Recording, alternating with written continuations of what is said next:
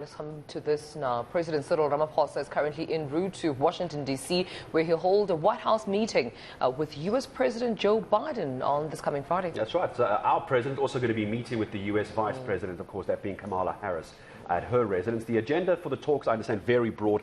Ramaphosa hoping to make headway on a number of issues, including trade ties. That's very important between us and the United States, and how to make a discussion, kickstart a discussion about reforming international institutions, including the United Nations. Indeed, but as our correspondent based in Washington, that Simon Marks does report, disagreements between the two governments over Ukraine do threaten to overshadow those discussions.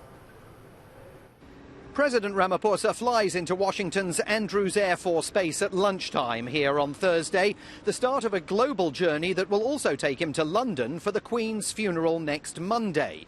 But it's his meeting with Joe Biden that tops his immediate agenda. Friday will be the first time a South African president has set foot in the White House since 2014.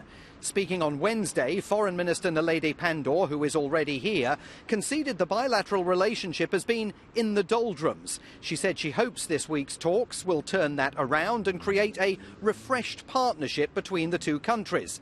Government argues that the cutting edge of that relationship is trade, with US investment in South Africa growing. But the minister said the geopolitical relationship with Washington is secondary to economic partnership, a view that will not necessarily be shared by the Biden administration. President Biden wants to see whether South Africa can be persuaded to be more critical of Russia's invasion of Ukraine and embrace US-led sanctions imposed against the Kremlin.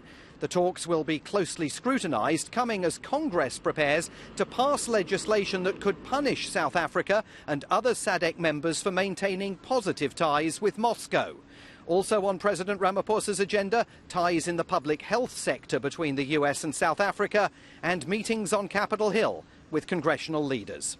I'm Simon Marks at the White House in Washington.